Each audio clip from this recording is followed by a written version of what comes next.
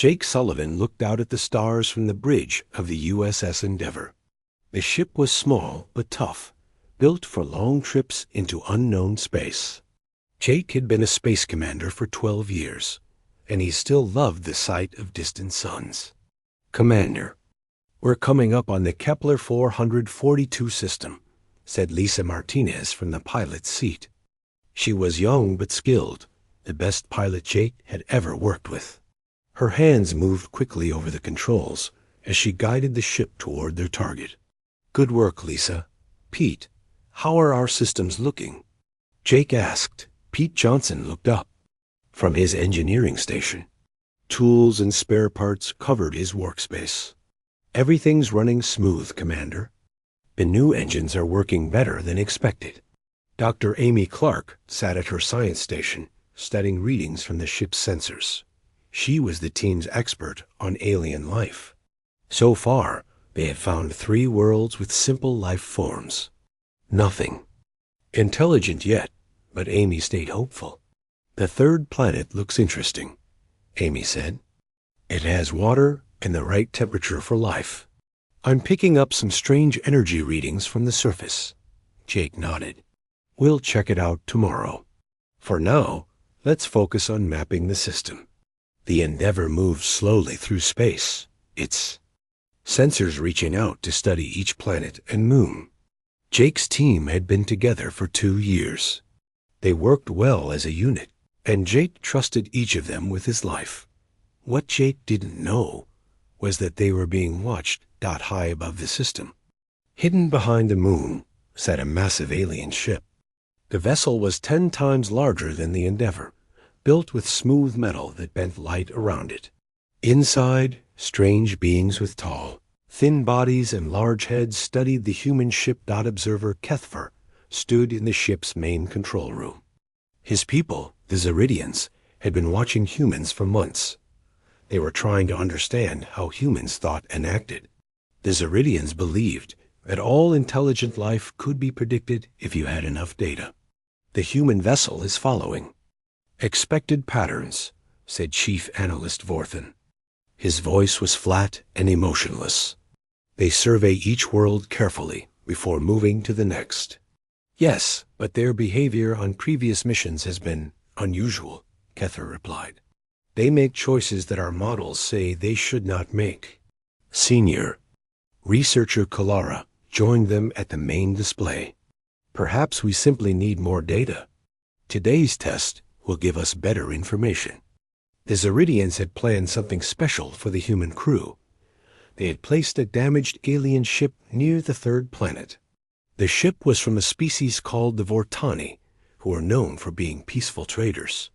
According to Zeridian calculations, the humans should approach carefully, try to communicate, and follow their first contact rules.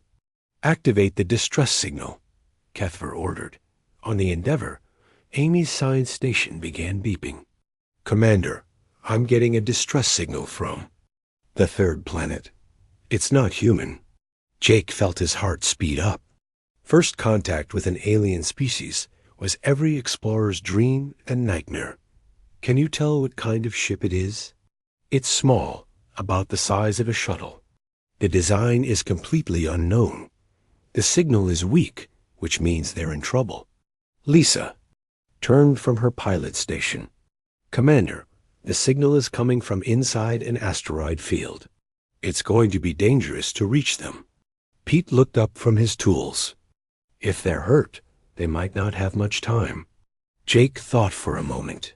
Protocol said they should report the contact to Earth Command and wait for instructions. That would take weeks because of the distance. Protocol also said they should approach slowly and carefully.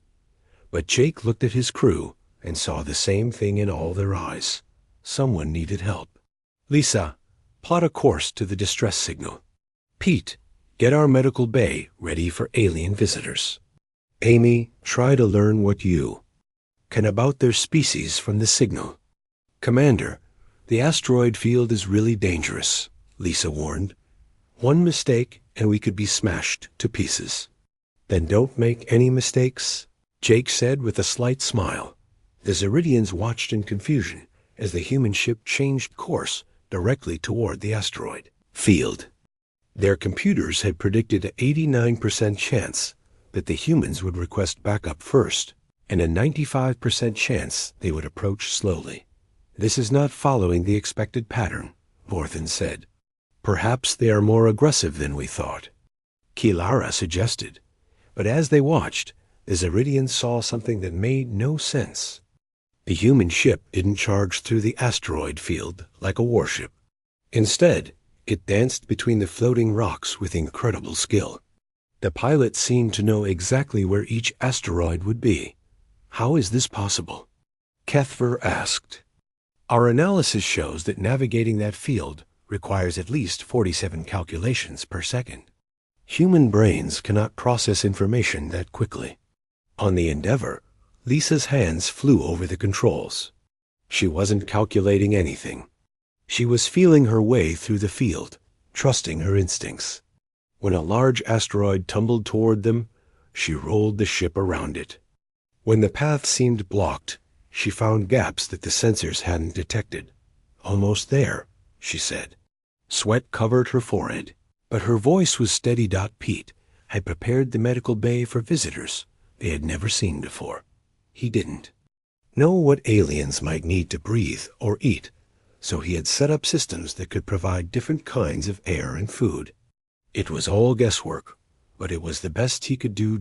Amy studied the alien signal, trying to understand the language. She couldn't translate the words, but she could hear the fear in the voices. Someone was hurt and scared. "There."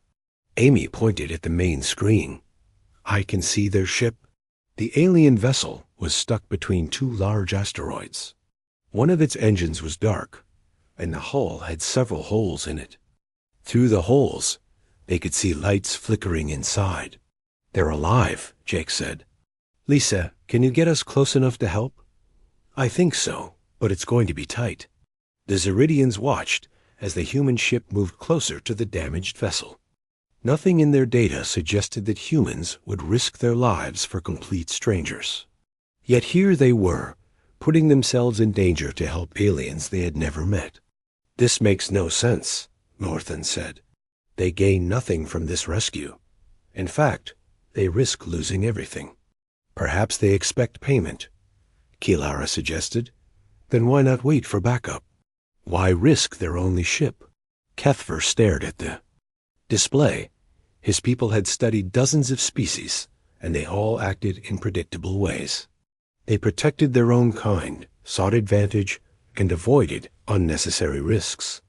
But these humans seemed to follow different rules. "Commander, I'm picking up life signs from the alien ship," Amy reported. 3 adults and 2 children. The children's life signs are weak. Jake didn't hesitate. "Pete, get ready to bring them aboard. Lisa, dock us with their ship." "The docking might damage both ships," Lisa warned. "Those children don't have time." "For us to be careful." As the Endeavor moved closer to the alien vessel, the Zeridians' prediction computers began flashing error messages. The humans were behaving in ways that their models said were impossible. "Record everything," Kethver ordered. "We need to understand what we're seeing."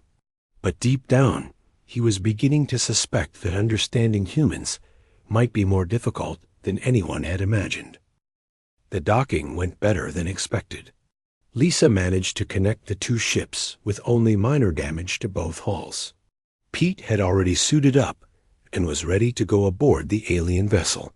"Be careful in there," Jake told him. "We don't know what their atmosphere is like." Pete nodded and stepped through the airlock. The alien ship was dark and cold. Emergency lights flickered in the hallways, casting strange shadows on the walls. The air was thin but breathable. He found the aliens in what looked like their main living area. They were tall and thin, with blue-gray skin and large eyes.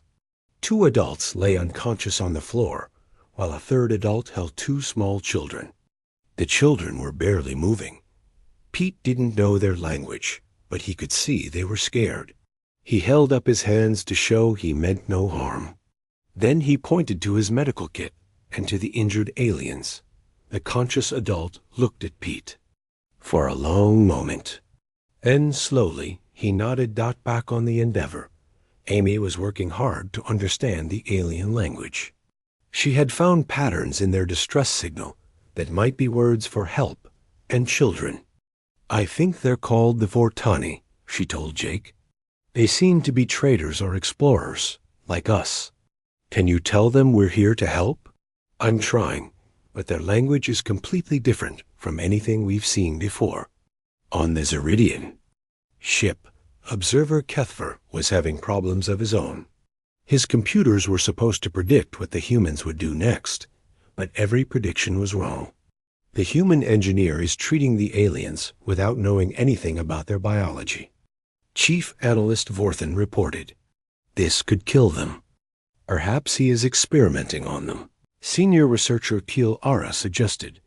But as they watched, they saw Pete carefully checking each alien's vital signs. He gave them water and covered them with blankets. He worked gently, like someone caring. For his own family. "This is not experimentation," Kethver said quietly. "This is compassion." The word felt strange in his mouth. The Zeridians understood compassion as a concept, but they had never seen it directed toward complete strangers from another species. Pete managed to get the two unconscious adults stable. Their breathing got stronger, and their skin color improved. The children were harder to help because they were so small and weak. The conscious adult, who seemed to be the father, watched Pete work. Slowly, the alien began to trust the human who was saving his family. "Amy, I need you to ask them about their medical needs," Pete said over the radio. "The children need special care, but I don't know what's safe for their species." Amy had been working on the language for hours. She had found what she thought were words for medicine, safe, and children. She tried to ask the alien father about treating the children. The communication was rough, but the father understood. He pointed to a cabinet and made gestures that Amy thought meant medicine for children. Pete found small containers with strange symbols on them. "I don't know what these are," Pete said. "If I give them the wrong thing, I could make them worse." The father saw Pete's worry. He took one of the containers and showed Pete how much to give to each child. Then he made a gesture that clearly meant trust. Pete looked at the father for a moment. Then he carefully gave the medicine to the children. Within minutes, their breathing got easier. On the Zeridian ship, the observers couldn't believe what they were seeing. "The human is trusting medical advice from an alien he just met," Vorthan said. "This goes against all survival instincts." "Perhaps humans are not as intelligent as we thought," Kielara suggested, but Kethver was beginning to think the opposite. "Or perhaps they are intelligent in ways we don't understand." Back on Earth, Captain Steve Rogers was having his morning coffee when the emergency communication came in. The message from the Endeavor was days old because of the distance, but it was clear. First contact with an alien species. Steve's first thought was about military implications. Were these aliens a threat? Did they have advanced weapons? Should he send warships to the Kepler 442 system? But as he read Jake's report, Steve's thinking changed. The aliens were refugees, not invaders. They had families, children who needed help. They were traders, not warriors. Steve made a decision that would have surprised the watching Zeridians. Instead of sending military ships, he ordered the medical vessel Mercy to prepare for a rescue mission. Instead of weapons, he sent doctors and supplies, double quote, sir. Shouldn't we send a battle cruiser? Asked his aide. We don't know if these aliens are telling the truth about being peaceful. Read the report again, Steve said. They're not asking us to trust them. They're trusting us. A family doesn't fake having sick children. Steve also called Dr. Helen Ross, the best alien psychology expert on Earth.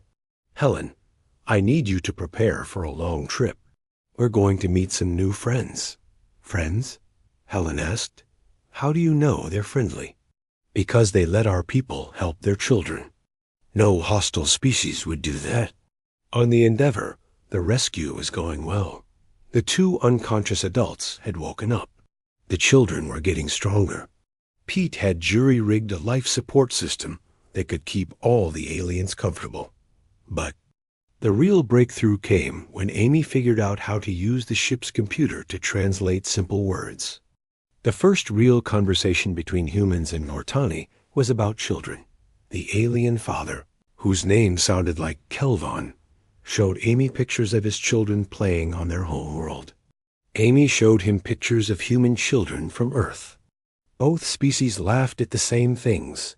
Children making messes, children being silly, children falling asleep in strange places. Their children are just like ours, Amy told Jake. They worry about them, protect them, love them. Jake nodded. That's what makes them people, not just aliens. The Zeridians were recording everything, but their computers couldn't process what they were seeing. Their models said that first contact should involve careful negotiations, formal protocols, and mutual suspicion. Instead, they saw humans and aliens sharing pictures of their families. The human female is teaching alien children to play games, Vorthan reported.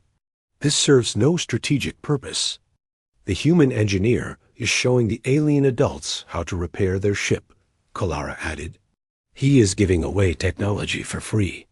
Kethver watched as Lisa taught one of the alien children to pilot a simple computer simulation. The child was laughing, and Lisa was smiling. Both species seemed to find joy in the same things. Perhaps, Kethver said slowly, we have been asking the wrong questions. What do you mean? Vorthan asked. We have been trying to predict what humans will do based on what benefits them.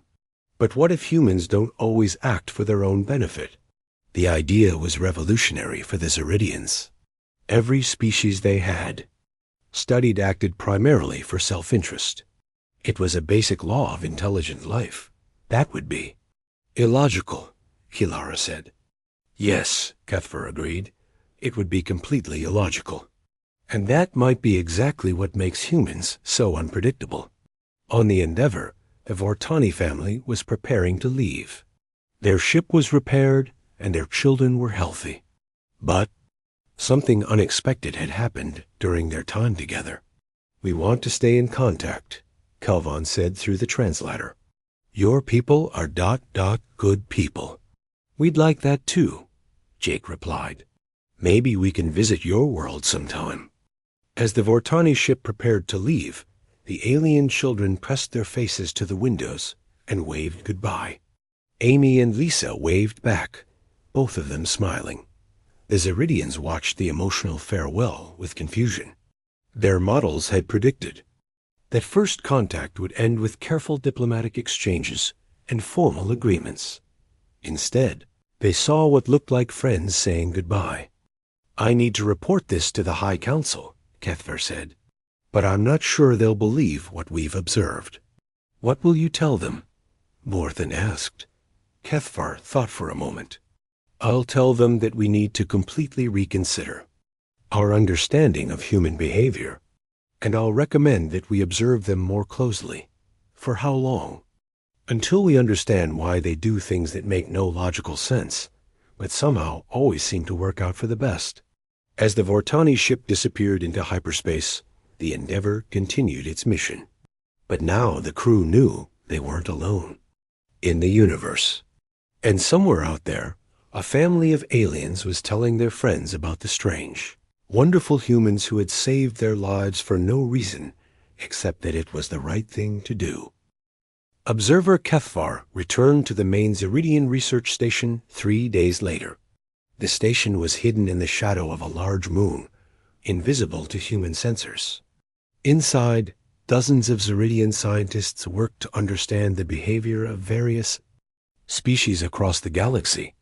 The data from your observation is troubling, said Research Director Zalthek. She was one of the oldest and most respected scientists in the collective. Our models show a 97% accuracy rate for predicting intelligent behavior. But with humans, we are correct less than 12% of the time. Cuthbert nodded. I believe we need to conduct more controlled tests. The rescue situation may have been unusual. I agree. We have prepared several scenarios that should give us better data. Junior analyst Telmos joined them at the main display. He was young for his Iridian, barely 200 years old, but his work was excellent. I've been studying the human response patterns. There's something strange about their decision-making process. Explain, Zoltek said. Most species make decisions based on clear priorities: survival, resources, territory, reproduction. But humans seem to factor in variables that don't appear in our models, such as emotional responses to strangers, concern for beings they have never met, choices that help others even when it hurts themselves. Zoltek considered this. Perhaps they are simply more social than other species. Pack behavior could explain some of their actions, but they show this behavior toward aliens, not just other humans, Telnos pointed out. No other species extends pack loyalty to completely different life forms. Meanwhile, on the Endeavour, Jake's crew was exploring a new star system. They had been traveling for 2 weeks since the Vortani rescue, and they were eager to make new discoveries. Commander, I'm detecting a large deposit of rare minerals on the 4th planet, Amy reported. The readings show high concentrations of lithium-7 and rare earth elements. Jake looked at the data. These minerals were extremely valuable. A deposit this size could fund exploration missions for decades. How hard would it be to extract them? Pete studied the planetary data. The deposit is near the surface, but it's also close to what looks like a large ecosystem. If we're not careful, mining could damage the local environment. Are there any signs of intelligent life? Jake asked. No, but there are complex ecosystems, Amy said. The planet has been stable for millions of years. The life forms there have evolved in very delicate balance. Lisa looked up from her pilot station. So what do? We need those minerals, but we don't want to hurt anything. The Zeridians were monitoring this conversation with great interest. They had secretly placed the mineral deposit to test human responses to resource conflicts. Their models predicted that humans would either take the minerals despite environmental concerns, or they would conduct lengthy studies to minimize damage. They should begin extraction within 6 hours, Borthen calculated. The minerals are too valuable to ignore. Unless they choose the cautious approach, Kalara added, in which case they will spend several weeks studying the environment before beginning careful extraction. But Pete surprised them all. What if we don't mine it at all? What do you mean? Jake asked. Well, these rare earth elements are rare because they're hard to find, right? But what if we could make them instead of mining them? Amy looked interested. Artificial synthesis? That's been tried before, but it's never been economical. Maybe it's never been economical because we've always had mining as a backup option. Pete said, if we knew we couldn't mine these materials, we might find better ways to make them. Jake thought about this. You're talking about developing completely new technology. Yeah, but think about it. If we can figure out how to synthesize these elements, we could make them anywhere. We wouldn't need to find deposits or worry about environmental damage. The Zeridians stared at their displays in confusion. Their models had not predicted this response. Humans were choosing to develop new technology instead of taking advantage of readily available resources.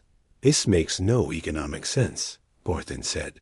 Development costs would be enormous, and success is not guaranteed. Perhaps they are not as intelligent as we thought, Kielara suggested, but Telmos was studying the human conversation more carefully. I don't think intelligence is the issue. They're making a choice based on principles we don't understand. On the Endeavour, the crew was getting excited about Pete's idea. Amy had already started researching synthesis techniques. Lisa was calculating how much equipment they would need. Jake was thinking about how to present the plan to Earth Command.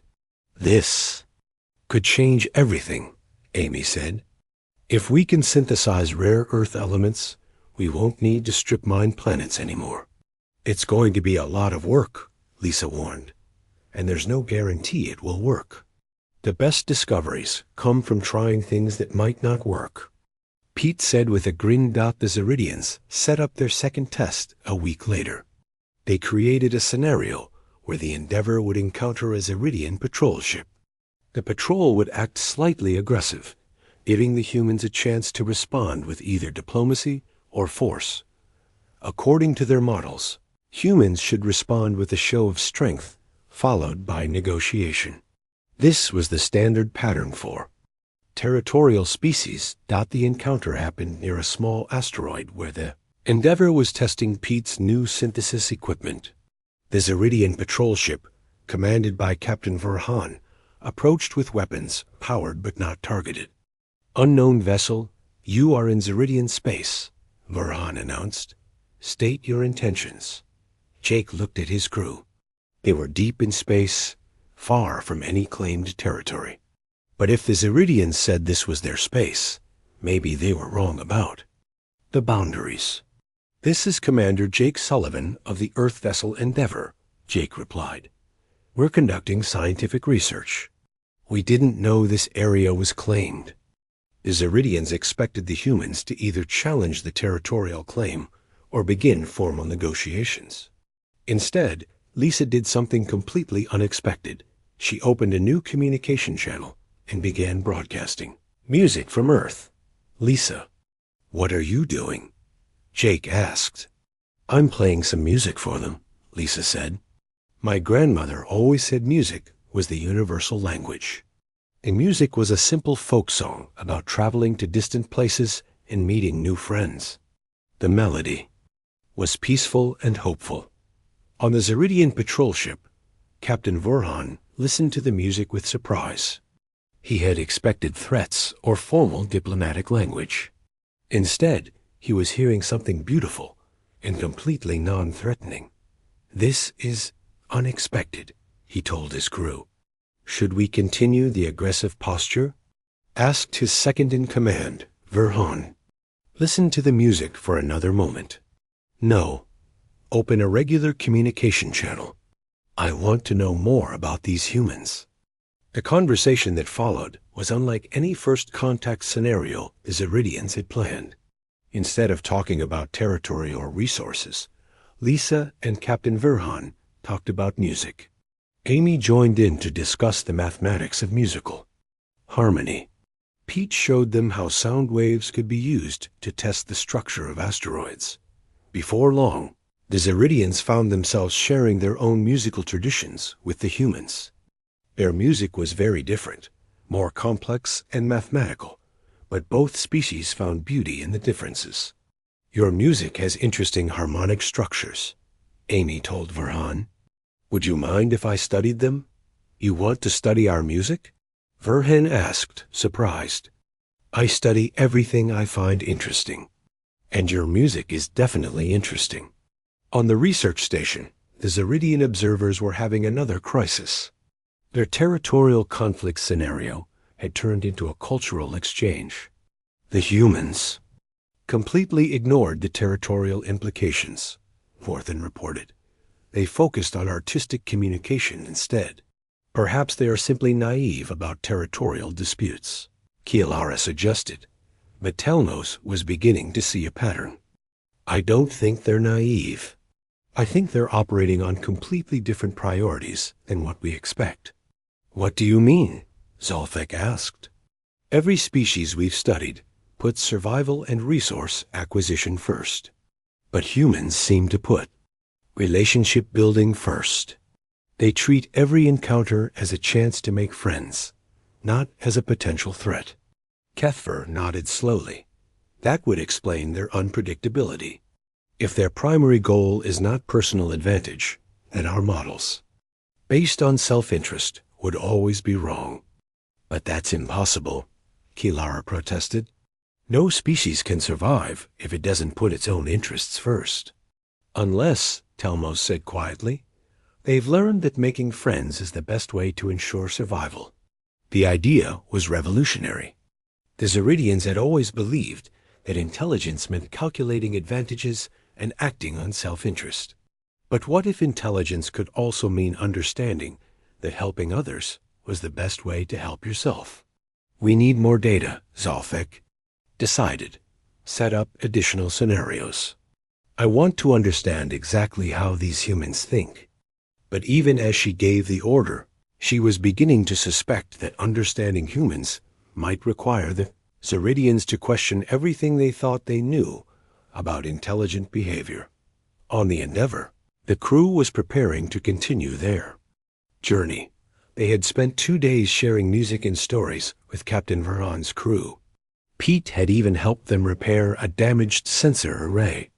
It's been great meeting you, Jake told Verhan. I hope we can stay in touch. I would like that, Verhan replied. Your Research Director Zalfek stood before the main display in the Zeridian Research Station, studying weeks of data about human behavior. Her team had conducted 12 different scenarios, and every single one had produced unexpected results. Show me the summary, she told Tel Mosdot. The young analyst activated the display. In the resource conflict scenario, humans chose to develop new technology instead of taking available resources. In the territorial dispute, they responded with artistic communication. In the trade negotiation, they offered gifts before discussing what they wanted. And in the survival scenario, Zalfek asked. They shared their limited food with alien refugees, even though it meant going hungry themselves. Zalfek shook her head. None of this follows logical patterns. Are we certain these humans are actually intelligent? Their technology suggests high intelligence, Kethfer replied. But their decision-making process is completely alien to you. Perhaps that's exactly the point, Telmos said quietly. Maybe we can't understand them because we're trying to think like them instead of accepting that they think differently. Before anyone could respond, an alarm sounded. Priority message from the High Council, announced the station's computer.c. THEK accepted the communication. The image of High Counselor Rickstar appeared on the screen. He was ancient, even for a Zeridian, and his voice carried the weight of centuries of experience. Director Zalfek, we have received your preliminary reports about the human species. The Council is ... concerned. Concerned about what, Counselor? A species that cannot be predicted is a species that cannot be controlled. If humans continue to expand through the galaxy, they could disrupt the order we have worked so hard to maintain. Zalfek felt a chill. What are you suggesting? We want you to conduct one final test. A comprehensive scenario that will reveal the true nature of human intentions. If they prove to be as unpredictable as your data suggests, the Council will need to take action. What kind of action? The kind that ensures galactic stability. The communication ended, leaving Zalfek staring at the blank screen. She understood what the High Counselor meant. If humans were deemed too unpredictable to coexist with other species, the Zeridian fleet would eliminate them. We need to design the perfect test, she told her team. Something that will show the Council that humans are not a threat, just ... different. Telmos looked worried. What if the test proves that humans are dangerous? Then we will have done our job, Zalfek replied. But privately, she hoped they would find a way to prove the opposite. Meanwhile, on Earth, Dr. Helen Ross was preparing for her journey to the Kepler 442 system. The medical ship Mercy was loaded with supplies and equipment for treating alien injuries. Captain Steve Rogers had also assigned Cultural Liaison Officer Dan Price to the mission. Are you ready for this? Steve asked Helen as they stood in the ship's medical bay. As ready as anyone can be for meeting aliens, Helen replied. I've studied every piece of data we have about the Vortani and the Zeridians. But there's so much we don't know. What's your biggest concern? Communication. We can translate words, but understanding what they really mean is much harder. Different species might have completely different ways of thinking. Dan joined them. At the medical equipment, I've been studying human cultures that are very different from each other. If we can understand the differences between human societies, maybe we can understand alien ones too. That's a good approach, Helen agreed. But aliens might be more different than we can imagine. Steve nodded. That's why I'm sending you both. Helen, you understand minds. Dan, you understand cultures. Together, you might be able to bridge the gap. What if we can't? Dan asked. Then we'll figure out another way, Steve said simply. That's what humans do. Back on the Endeavour, Jake's crew was approaching a new star system when they received an unusual message. It was from an unknown source, but the translation software recognized it as a formal communication. This is interesting, Amy said, studying the message. It's an invitation to participate in what they call a galactic cooperation exercise. They want us to meet with representatives from several species. Where? Jake asked. A neutral space station about 2 days from here. There. Calling it a trade and diplomacy conference. Lisa looked up from her pilot station. Sounds like fun. We haven't met any new species in weeks. Pete was less enthusiastic. Could be a trap. We don't know who these people are. The message includes safety guarantees from something called the Galactic Mediation Council, Amy said. According to their data, they've been organizing peaceful meetings between species for over 1,000 years. Jake considered the options. What do you think, Amy? As our alien expert, what's your gut feeling? Amy studied the message again. The language is very formal, very careful. It feels like they're trying hard to be fair and peaceful. I think we should go. All right then.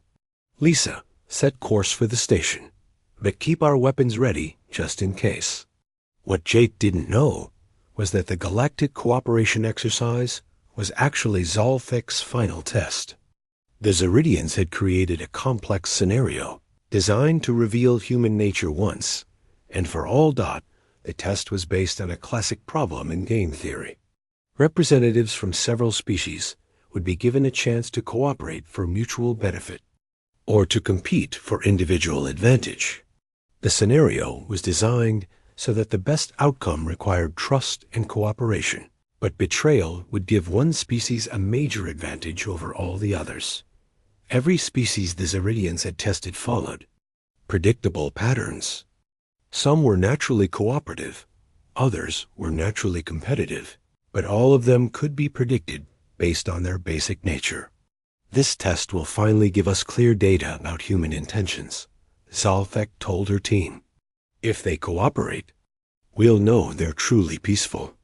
If they compete, we'll know they're just another aggressive species. And if they do neither? Telmos asked. That's impossible. The scenario only has 2 logical responses.